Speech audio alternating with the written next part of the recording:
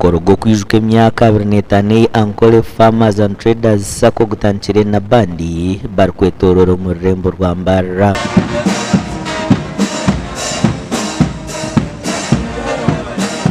Twantuyaguza emyaka 25 ekikweta Silver Jubilee tugijuka ahabwe bantu ebatukorire ebekoze n'ebintu bingi tube tukoze sente zabo tutunga amagoba konka amagoba kutube tubahereza tube tubashashura obuntu buke as an interest ahabwe abantu so mbene emyaka 25 tugizira mu bana reka tubete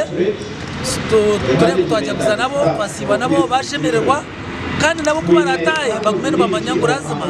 sente zabo zibabona basiterayo zibifera busha ukamanya business success izese mukozere okurabira omubantu banyu you can't believe it mwibare kuyamba abantu bitu mwibare kuyamba members mbwene ninye hururo kushemererwa kuhango munonga ahabo kuba kutandika ekintu kikargamu mwene zo niziba ziriyemba bazarhanga ahabo kubiwo wenka nko muntu tokacyetekatecera nko kugunagambira kutwatandikire kutandikisa miliyoni emwe hato kashanga turiyo billions okuruga sako igitandika 2017 by'okwezi kwa 11 mu mwaka gwa 2020 ekozere ebintu bingi aho babasize kwatara hamarwara 17 mu cyanga cya Ankole Kigezi Buganda hamwe na Toro. Jean Baguma kurgo Ministry y'Obushubuzi n'uwajwekire Minister Mwebesa Francis kandi ogwasimira aba Ankole Farmers and Traders abo leta ntunguka under the theme 25 years of trust and service to the community. I encourage you to build on this foundation with stronger governance, innovation and strategic investments, especially in the agro-processing, value addition and local enterprise development.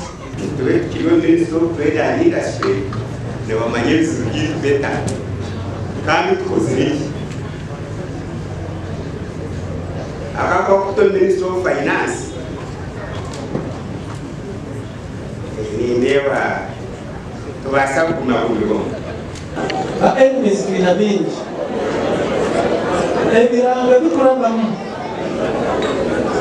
Nimuzakureba konflict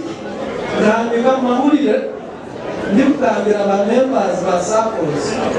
ngude bintu nebibamo kujyana tire kuhandika erukaba ba members ngubegendesereze bataza SACCOs etaga license ebyo bizabita ebibina byintu byabekasi. Omukoro gugikirweho n'abebembeza barukurira za Sako mu ihanga abanyadini bebembirwe Bishop wa East Rwenzori Diocese hamwe n'umukazi omujokirwe mu ishenjero ahabwo ururembo rwa Mbarara. Daga Sako zona no muntu weno indechiri nazo baziyana chikoraje mweshonga yo kwetwenteje mu ishenjero ninja kubomora tuwanye Amakuraga gashakwa Christopher ahimzwe.